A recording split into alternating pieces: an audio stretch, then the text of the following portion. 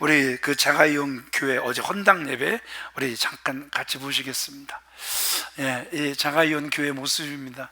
정말 그 목회자 그 부부가 화단도 예쁘게 꾸미고 정말 잘 지은 것 같아요. 한 30평 정도의 규모입니다.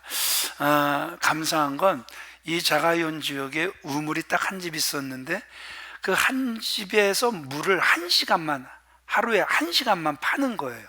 그러면 그 돈 사서 교회를 짓는 건 불가능해요. 그래서 물을 팔아 그랬더니 물이 이렇게 풍성해진 거예요. 그래서 그 동네 사람들도 물을 그냥 받을 수 있게 됐어요. 여러분들 잘하셨어요? 되게 잘하셨어요? 너무 잘하셨죠? 예. 그래서 여기 교회 내부입니다. 이렇게 그 교회 우리 한 분 권사님과 한 분 집사님의 이렇게 헌신이 이렇게 저 자가이온 지역에 아름다운 교회가 세워지게 됐고요. 또 계속해서 이제 또 네팔에도 교회가 세워져서 이번 달에 또 헌당 예배를 또 이렇게 드리게 되고 또 한 교회가 또 이렇게 지어지게 될 것입니다. 여러분, 하나님께서 복 주시는 대로 이렇게 그 한 분이 안 되면 두 분이라도 이렇게 하나씩 교회를 세워가시면 여러분들에게도 은혜요, 여러분들 자녀에게도 복이 될 줄 믿습니다. 자, 따라합시다. 그리스도 예수의 좋은 병사, 그리스도 예수의 좋은 병사. 아멘. 자, 어느 목사님이 세 종류의 교회를 말씀합니다. 첫 번째는 극장 같은 교회가 있대요. 무슨 교회? 극장 같은 교회. 사람들이 몰려 들어왔다가 또 몰려 나가는 거예요. 몰려 나가면서 야, 오늘 영화 내용 너무너무 좋았어. 감동이었어. 또 때로는 야, 이런 영화를 만들고 돈을 받았어. 이렇게 하면서 또 빠져나가는 거예요. 교회도 똑같아요. 극장 같은 교회. 오늘 목사 설교 참 좋았어. 컨디션 좋은가 봐. 또 때로는 목사 설교 왜 저 모양이야? 뭐 좀 마음속에 가시가 놓쳤나? 예, 그냥 그 반응들을 보입니다. 그러나 자신들이 보고 들은 것에 대해 반응만 할 뿐이지 움직여지는 모습은 없습니다. 또 하나, 학교 같은 교회를 말합니다. 설교를 통해 많은 것을 배워요. 또 성경 공부를 통해서 많은 것을 알고 있어요. 그러나 아는 것을 실천하지 않는, 행함이 없는 그러한 교회, 학교 같은 교회다, 이렇게 이야기를 하더라고요. 또 세 번째, 병원 같은 교회를 이야기해요. 병원 같은 교회는 어떤 교회일까요? 많은 환자들이 와서 치유가 있고 회복이 있는 그러한 교회죠.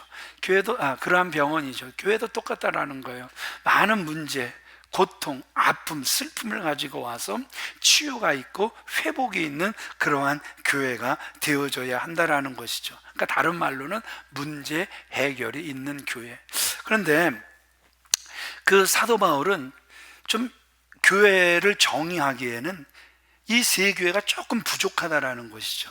그래서 사도 바울이 교회를 이렇게 표현합니다. 첫 번째, 그리스도의 몸된 교회. 그러니까 그리스도의 몸으로서의 교회라는 거예요. 아멘이십니까? 근데 이것도 나쁘진 않은데 완벽하진 않은 거예요.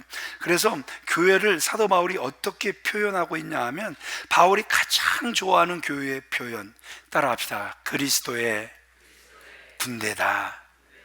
네, 교회는 그리스도의 군대다, 이렇게 말을 하고 있다라는 것이죠. 저와 여러분들이 구원받은 공동체를 이루었습니다. 그래서 저와 여러분들이 이 공동체를 통해서 하나님의 나라를 세워가는 거예요. 그러기 위해서는 저와 여러분들이 어떤 전쟁을 치러야 하는 것입니까? 영적 전쟁을 치러야 하겠죠. 그래서 영적 전쟁을 잘 치러 나가기 위해서는 저와 여러분들이 누가 되어야 된다? 병사가 되어져야 한다라는 것이죠. 그 디모데가, 제가 3주째 계속 말씀드리지만, 사도 바울이 옥에 갇힘으로, 거기다가 죽음이 임박했다라는 그 사실을 들음으로 매우 의기소침해집니다. 그러나 사도 바울은 정작 디모데에게 또 무슨 말을 하고 있느냐? 우리 1절 같이 읽어보겠습니다. 시작.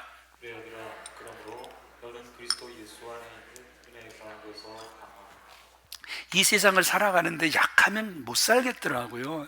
그래서 나름 강해야 살아남는다고 다 강하기를 원한단 말입니다. 성경도 너희들도 강하라는 거예요. 제발 강해라, 강해라, 강해라. 그런데 그 강함도 어디서 강하라는 거예요?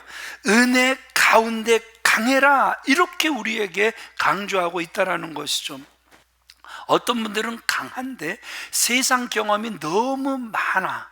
그래서 그 세상 경험 안에 강한 거예요. 죄송하지만 그런 분들 안에 하나님의 나라가 세워질 수가 없습니다. 그런 분들 가정에 하나님의 나라가 세워질 수가 없습니다. 왜냐하면 자신의 경험으로 계속해서 끌어갈 것이기 때문에 그렇죠.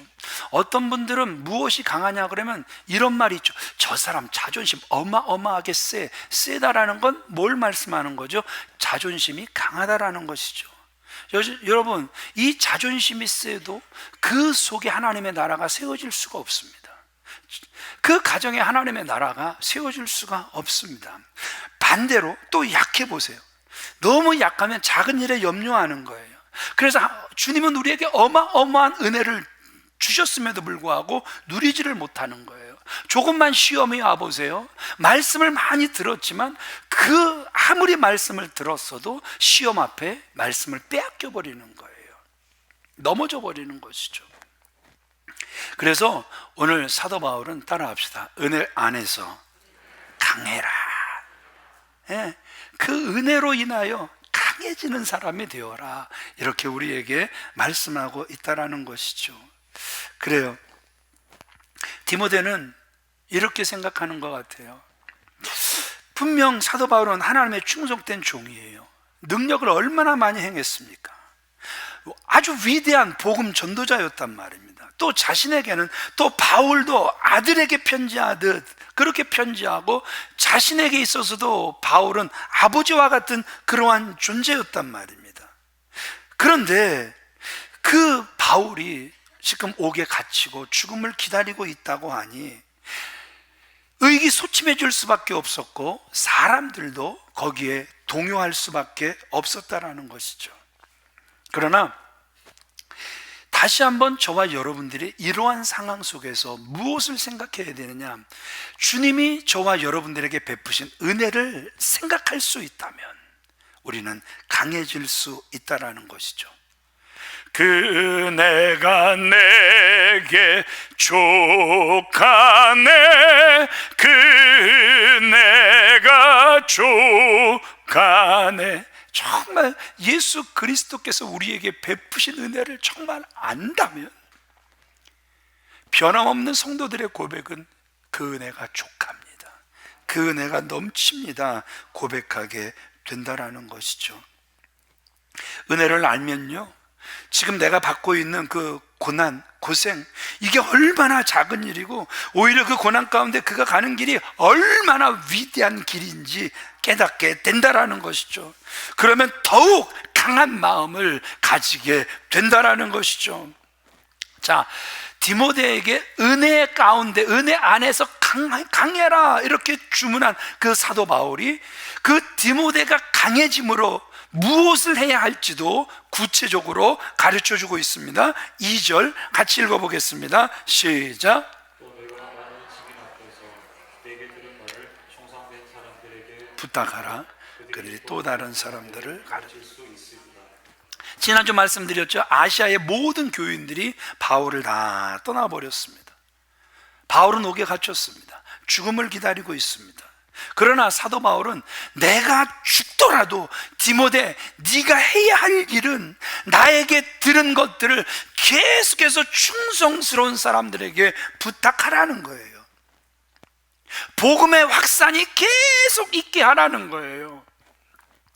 영지주의를 비롯한 비성격적인 사고가 교회 안에 들어왔어요. 그래서 교인들을 미혹하고 그 교인들을 혼란에 빠뜨리는 것, 사도 바울은 디모데에게 반드시 막아내라는 거예요. 어떻게요?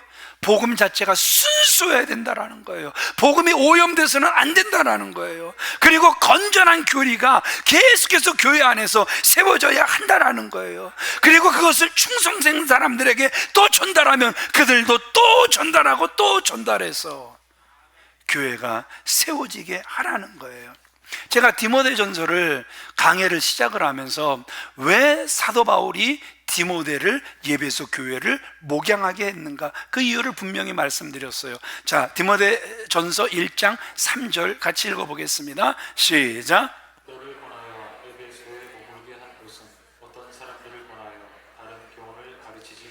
예, 어떤 사람들을 권하여 다른 교훈들을 가르친다라는 거예요. 이걸 가지고 복음이라고 절대 말하지 않습니다.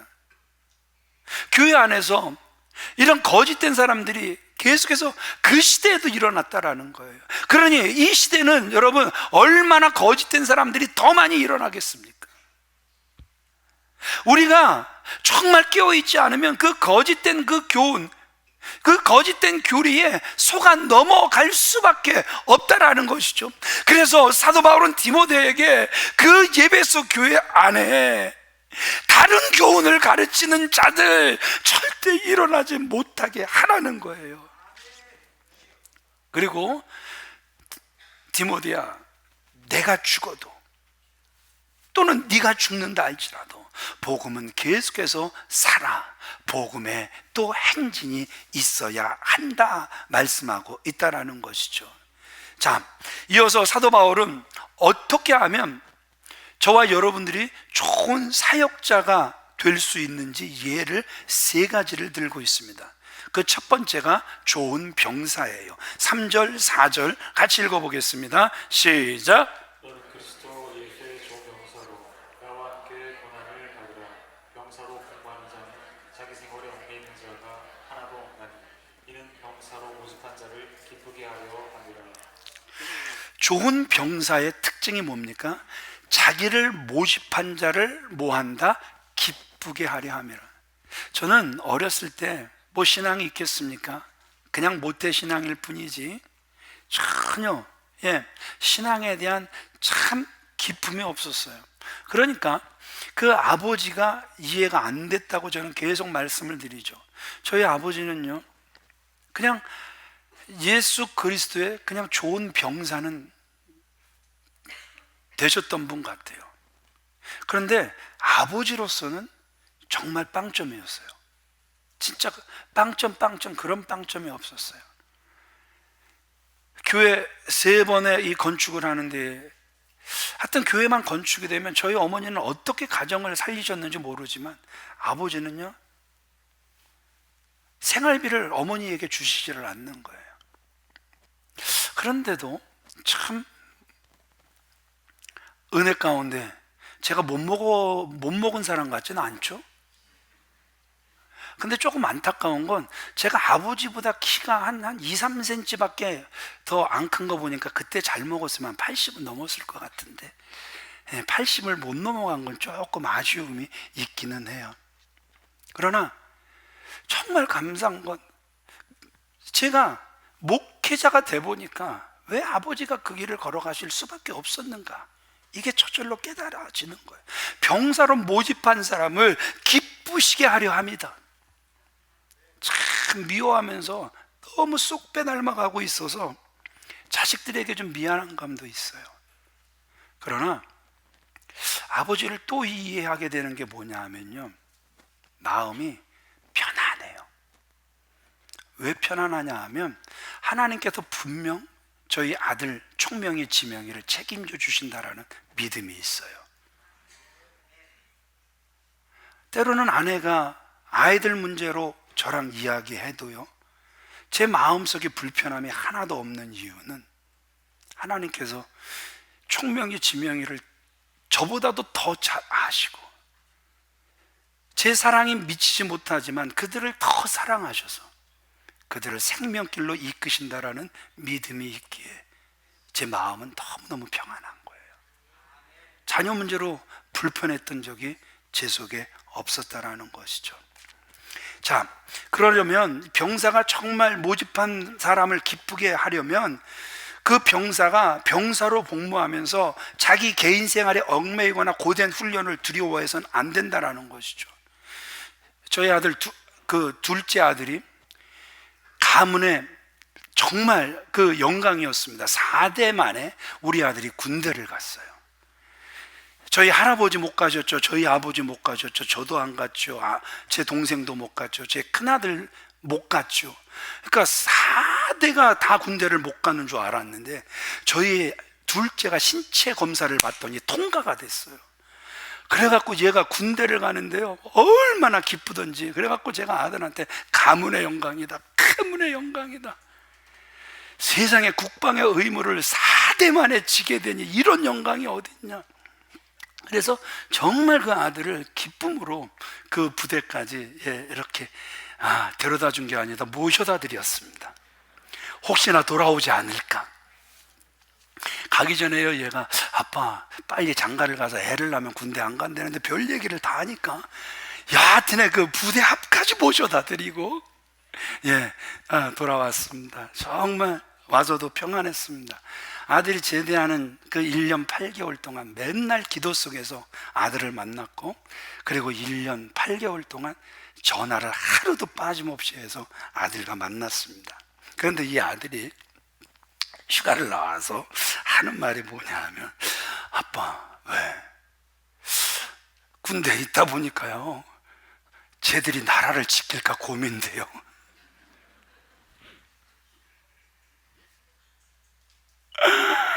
아빠 정말 전쟁 나면 다 도망갈 것 같아요. 이렇게 이야기를 하는 거예요. 그런데 오늘 성경은 정말 좋은 병사가 된다라는 것은 훈련이 힘들다고 피하거나 개인 생활 그 자유롭게 즐길 수 없다고 불평하는 그러한 사람들은 병사가 될 자격이 없다라는 거예요.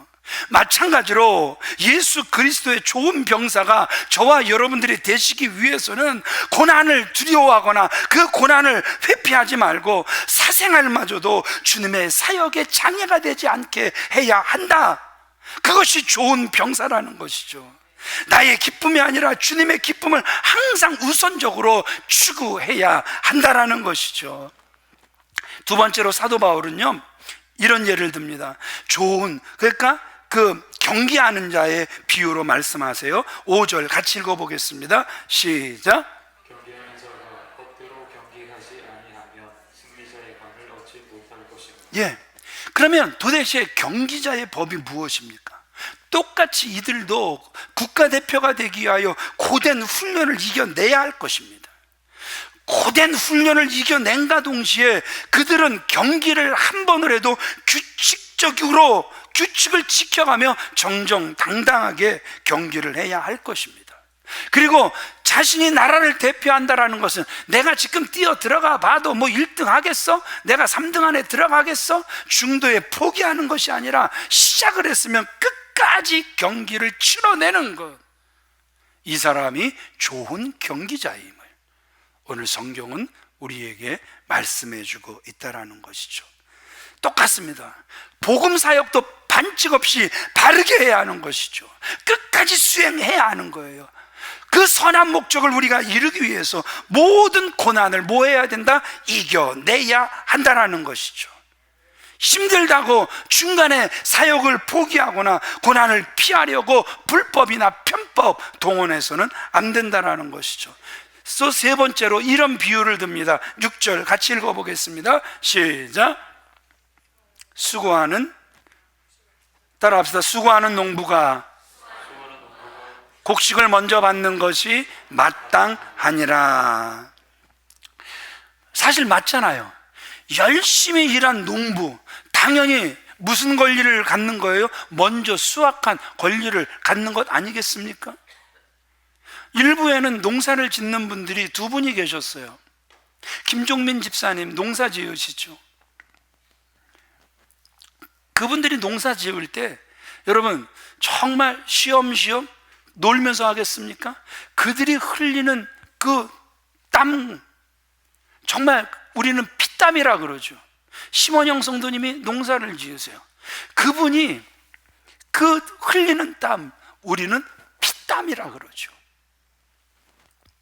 그런데 왜 그 농부가 그 무더위에도, 또 때로는 그 장마 기간에도, 때로는 어마어마한 추위 속에서도 왜 그들이 거룩한 땀, 피땀을 흘리는 겁니까?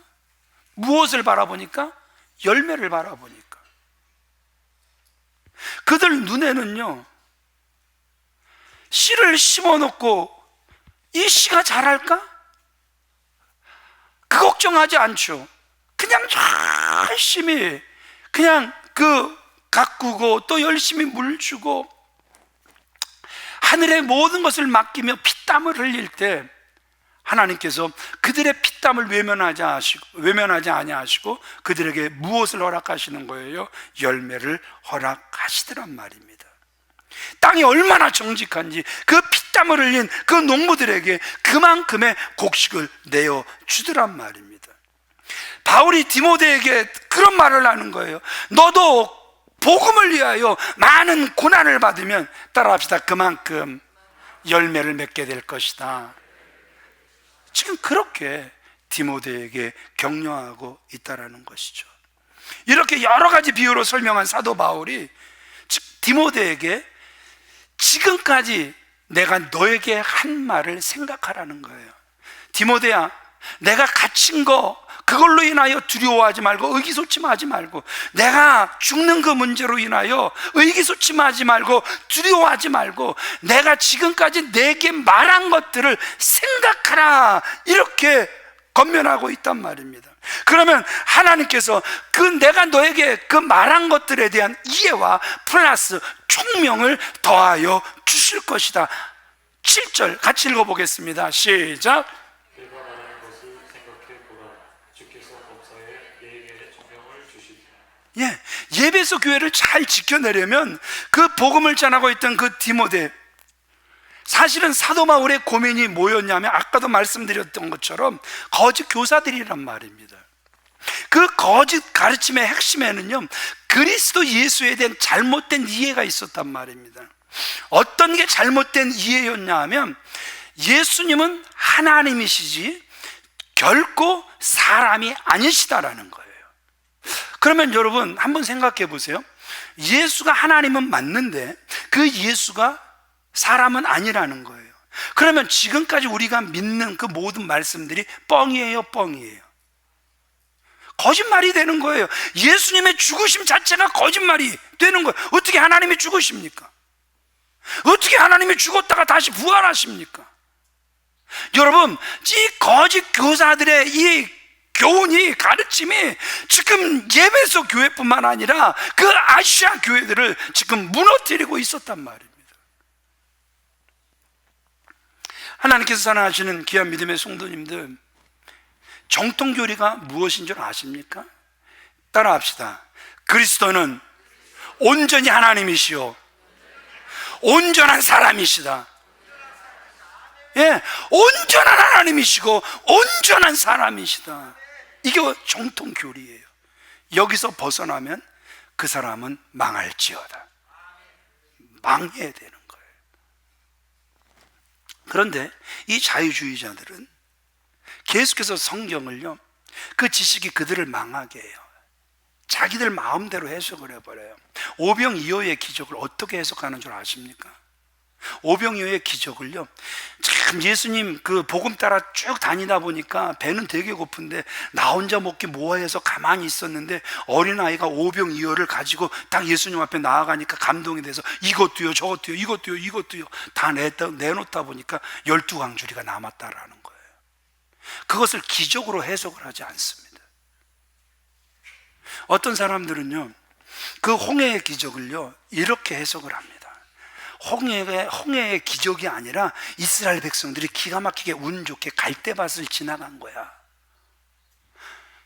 이 내용을 선생님이 학교에서 어린아이에게 가르치니까 어린아이가 손을 번쩍 들고, 선생님, 그럼 더 기적이 일어났네요. 왜? 아니, 이스라엘 백성들은 다 갈대밭이라고 지나갔는데 그 갈대밭에서 애국 군대는 다 죽었으니 기적이네요. 애들도 다 알 수 있는 걸 가지고 그걸 그렇게 풀어가고 있는 그 자유주의자들이 있다라는 것이죠. 여러분, 그들이 말을 하면요, 들어보세요. 들을만해요. 아주 센세이션을 일으킬 수 있습니다. 그럼에도 불구하고 복음을 가리는 사람들은 멸망을 받을지어다. 저와 여러분들은 복음의 갑주를 입어야 할 줄 믿습니다.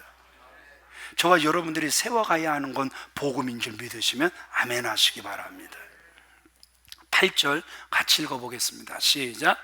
내가 전한 복음대로 다윗의 시로 죽은 자 가운데서 다시 살아나신 예수 그리스도를 기억하라. 지금 사도 바울이 뭘 생각하라는 거예요? 뭘 기억하라는 거예요? 예수님께서 다윗의 씨로 오셨다라는 거예요. 그건 무슨 뜻입니까? 온전한 사람으로 되었다졌다라는 거예요. 죽은 자 가운데서 다시 살아나신 예수 그리스도, 무슨 뜻입니까? 그분이 참 하나님이시라는 거예요.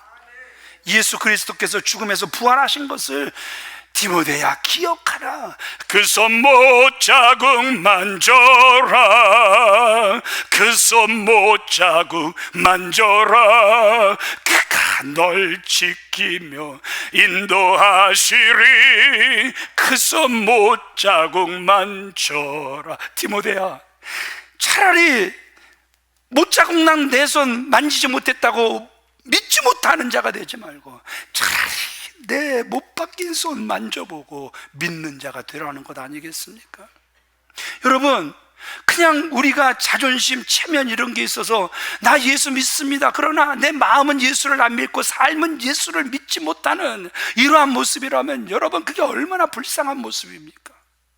그런 모습으로 10년, 20년, 30년, 40년 신앙생활을 한다고 여러분, 그 신앙생활이 우리를 구원해 내겠습니까? 차라리 나의 믿음 없음을 불쌍히 모아주시고 예수님의 못 박힌 손을 만졌어라도 내가 예수님 믿게 하옵소서.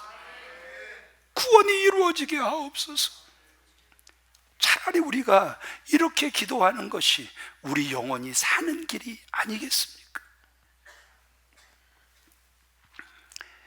바울이 지금 고난을 받고 죽는다 해도요, 죽는 겁니까? 아니죠. 부활하는 거잖아요. 따라합시다. 부활은 생명이 죽음을 삼키는 것이다. 부활은 다른 게 아니에요. 생명이 죽음을 삼켜버리는 거예요. 장경동 목사님이 이번에 부흥에 오셔서 하신 말씀 중에 이런 게 있어요. 어머님, 그 방앗간 집에 시집을 오셔서 그 부잣집에 살다 보니까 그 동네에 그냥 덩치가 산만하시고 그 정말 아주 귀부인같이 생긴 분이 두 분 있는데 한 분이 어머님이셨다. 그러면서 아주 그 열렬한 불자였다. 그런데 그분이 이제 아들과 며느리의 그 전도로 예수님 믿게 되고, 비록 나중에 그 풍이 오시긴 하셨지만 그러나 돌아가시기 전 그 아들을 향하여 하신 말씀, 천사가 날 데리러 오니 우리 천국에서 만나자. 천사가 나를 데리러 오니 우리 천국에서 만나자. 여러분, 죽음은요, 영생에게 삼켜지는 순간인 줄 믿으시면 아멘 하시기 바랍니다. 그래서 저도 그랬어요. 우리 할머니도 아버지가 부흥에 나가셔서 안 계실 때 임종하시게 되니까 급한 전보를 보내고 그 아들이 돌아올 때까지 기다리시면서 그 온 분들 다 식사 챙기라고 하고 아들이 딱 하루 지나 돌아오시니까 세상에 그 아들 품에 딱 안기셔서 천사가 나를 데리러 오니 천국에서 만나자. 천국에서 만나자. 우리의 죽음이 자녀들에게 복음이 되길 원해요. 정말 우리의 죽음이 자녀들에게 복음이 되기를 원해요.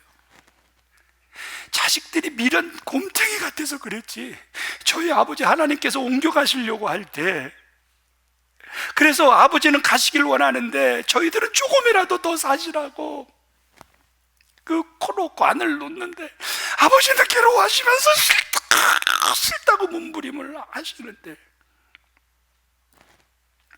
이미 아버지는 하나님께서 불러가실 걸 알고 육체 밖에서 계속 자신을 보시는데 참 인생이 미련해서.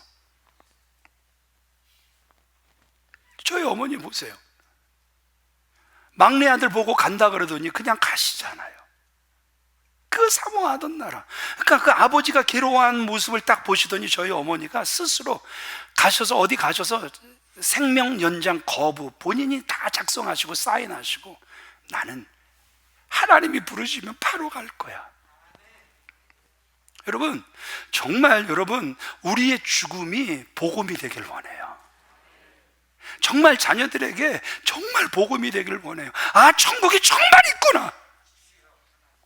저 죽음의 고통 속에서도 아, 천사들이 나를 데리러 온다. 그 얼굴이 편안해지는 걸 보며, 그러니까 조재희 권사님 남편 세상에 그 암으로 얼굴이 시커매지시는데 세상에 그 죽음의 문턱에서요 얼굴이 하얗게 변하시니까 자녀들이 우리 아빠 천국 가셨어, 우리 아빠 천국 가셨어. 아버지의 죽음이 복음이 되더란 말입니다. 여러분들에게도 그런 은혜가 있기를 주님의 이름으로 축복합니다. 꼭 그렇게 되시기를 바랍니다. 그래요.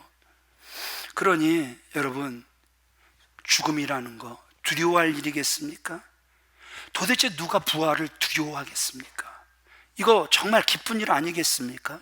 우리를 살리시기 위해서 하나님께서 우리와 같은 몸을 입고 우리 가운데 오셨어요. 그분께서 우리의 그 모든 죄를 다 담당하시고 죽으셨다가 다시 살아나셨어요.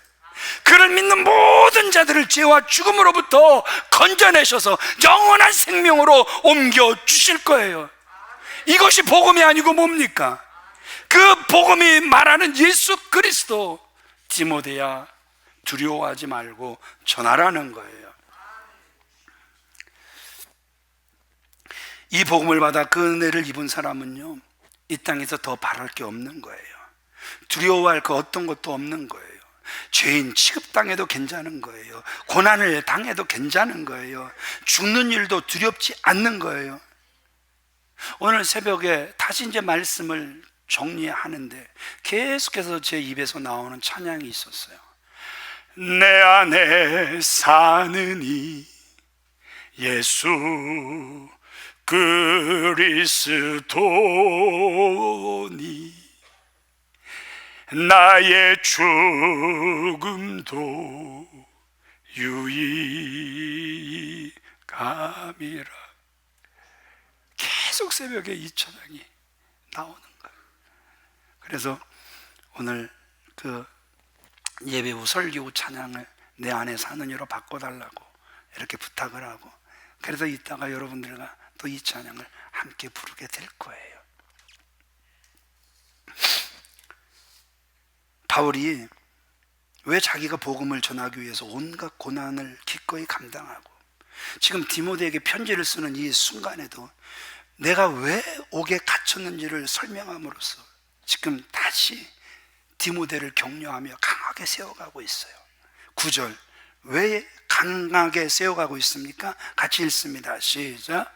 복음으로 말미암아 내가 죄인과 같이 매이는 때까지 고난을 받았으나 하나님의 말씀은 매이지 아니.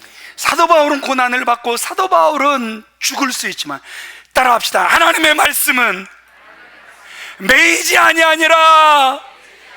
하나님의 말씀은 매이지 아니하니라. 아멘이십니까? 하나님의 말씀은 결코 매임이 없다라는 거예요. 사람들은 나를 옥에 가두어 이 복음이 전파되지 못하게 한다 할지라도, 그러나 네가 또 다른 충성된 사람들에게 복음을 부탁하면 하나님의 이 말씀은 매이지 않을 것이다. 저와 여러분들은, 우리 수원 영락교회는 그 통로가 되어야 할 줄 믿습니다. 전도자들의 고난이 절대 헛되지 않을 것임을 오늘 우리에게 말씀하잖아요. 따라서 바울 자신처럼 디모데도 용기를 잃지 말고 담대하게 복음을 전하여 그로 인한 고난을 참아라.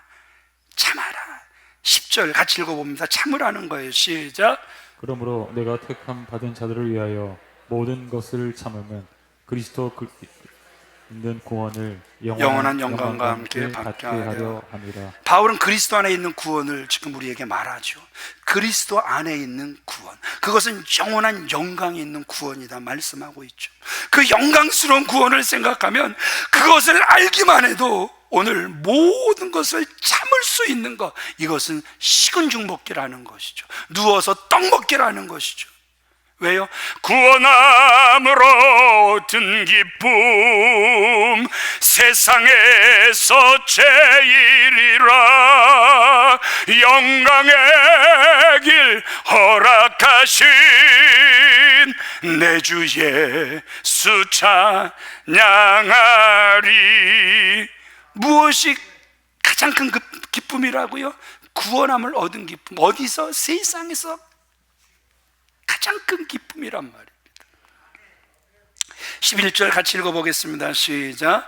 미쁘다 이 말이여, 우리가 주와 함께 죽었으면 또한 함께 살 것이요. 자, 초대 교인들에게 구호가 있었던 것 같아요. 우리도 이 구호가 똑같이 있었으면 좋겠어요. 따라합시다. 우리가 주와 함께 죽으면 주와 함께 살 것이요.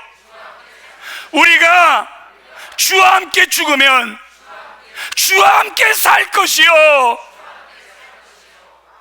그들은 늘 이걸 외쳤다라는 것이죠. 우리가 주와 함께 죽으면 우리는 주와 함께 살 것이다. 오히려 영생의 길을 우리에게 허락하신 줄 믿습니다. 그러니 이제 주와 함께 죽으려고 할 때 그것은 함께 살게 되는 길이니 어찌 그것을 두려워하겠습니까? 바울은 어려운 상황에서 믿음을 잃어버린 사람들까지도 생각하고 있어요. 13절 같이 읽어보겠습니다. 시작. 우리는 미쁨이 없을지라도 주는 항상 미쁘시니 자기를 부인하실 수 없으시리라. 자, 우리는 무엇이 없다? 미쁨이 없다. 믿을만하지 못하다라는 거예요. 저희 어머니가 저를 늘 우리 집의 보배 늘 이렇게 말씀하시면서 한 가지 늘 저를 격려해 주셨던 말씀이, 하여튼 은총이는 뭐 하나 한다고 하면 해내고 마라. 그러니까 좀 이렇게 기도를 깊게 하시는 분이 저에게 야곱의 기질이 있다. 한번 하고자 하면 해내고는 마는 기질이 있다. 야곱의 기질을 말씀해 주시더라고요. 근데 제가 주 앞에 서면 설수록 한다면 하는 것이 아니라 저는 정말 제 안에 조금도 믿을 만한 게 없는, 미품이 없는 자라는 사실을 저는 계속해서 고백하게 된다는 것이죠. 지금 보세요. 아시아의 많은 사람들이 작은 믿음 가운데 두려워했고, 그래서 모든 사람들이 떠나버린단 말입니다. 이게 무슨 행동입니까? 미품이 없는 그러한 행동이죠. 말씀을 마칠게요. 그 스탈린이 죽습니다. 그래서 그 스탈린의 오른팔 같았던 그 러시아의 그 호르쇼프가, 이 스탈린이 딱 죽고 나니까 프랑스 드골, 그 대통령 드골에게 청해서 그 나폴레옹의 묘가 있는 앵발리드, 거기에 이 스탈린의 묘를 쓰게 해달라 그러죠. 그러니까 우리는 영웅회에, 우리나라 영웅회에는 안 됩니다. 거절해요. 그래서 또 미국의 대통령 워싱턴에게 또 알링턴 묘지 혹시 우리 스탈린 묘지로 쓸 수 있겠냐? 똑같이 우리나라 영웅 아니면 안 됩니다. 영국의 웨스트민스터 사원 또 부탁을 해보는데 역시 우리의 영웅 아니면 안 된다, 거절을 합니다. 할 수 없이 이 호르쇼프가 이스라엘에 부탁을 하는 거예요. 그런데 뜻밖의 이스라엘에서는 이 학살자 스탈린을 인수하겠다라는 거예요. 그러면서 출신 이렇게 적었습니다. 믿을 만한 국제 통계에 의하면 성스러운 이스라엘에서 죽은 자의 부활은 그 확률이 세계 최고임을 알아주시기 바랍니다. 그랬더니 이 호르쇼프가 스탈린이 살아나면 안 되지, 그래갖고 러시아 땅에 묻어버렸대요. 제가 왜 이 말씀을 드리냐면, 이 호르쇼프가 스탈린의 아주 신복 같은 사람이었다. 또 뭐 다른 역사는 또 뭐 이렇게 뭐 중간에 서 있는 혹에 뭐 여기 붙었다 저기 붙었다, 좋을 땐 붙었다 나쁠 땐 떨어졌다. 그러니까 제가 이걸 보면서 참 사람은 미품이 없는 거예요. 미품을 주는 것 같으나 미품이 없는 거예요. 그런데 오늘 성경은요, 주는 항상 미쁘시니, 믿으시면 아멘 하시기 바랍니다. 예수님은 신실하게 그 백성을 지금도 기다리시는 줄 믿습니다. 그래서 그 백성이 회개하고 돌아서기만 하면 하나님은 우리를 영접해 주실 줄 믿습니다. 왜요? 미쁘시기 때문에 그렇다라는 것이죠. 말씀을 마칩니다. 예수님을 생각하면 죽음의 위협은 위협이 아니더란 말입니다. 예수님이 이미 죽으셨습니다. 그러나 다시 살아나셨습니다. 사람들이 두려워한다라는 것은 죄송하지만 그리스도를 마음 중심에서 이미 놓쳐버린 것과 같다라는 것이죠. 그래서 사도 바울은 내가 내게 한 말을 기억하라. 다윗의 시여 죽음에서 다시 살아나신 예수 그리스도를 생각하라. 예수 그리스도를 기억하라. 그러면 은혜 가운데 강해질 것이다. 여러분, 약해지셨습니까? 시험에서 벗어나지 못하시는 분 혹시 이 자리에 계십니까? 다른 거 생각하지 마세요. 예수 그리스도를 생각하세요. 예수 그리스도를 기억하세요. 그 은혜 가운데 다시 강해지시는 저와 여러분들이 다 되어지시길 우리 주 예수 그리스도 이름으로 축원을 드립니다. 보세요. 좋은 군사, 운동선수, 농부, 이들이 고난을 싫어하지 않습니다. 왜요? 열매를 바라보기 때문에 그렇죠. 그들은 고난도 자발적으로 받죠. 무엇 때문에? 열매를 위해서. 신앙인도 그리스도께서 우리에게 주신 복음인 영생의 열매를 맺기 위해 자발적으로 고난을 받는 것입니다. 그리스도께서 그 길을 가셨고 우리도 그 길을 가는 것입니다. 강하고 담대한 마음으로 가시는 저와 여러분들 다 되어지시길 주님의 이름으로 축원을 드립니다.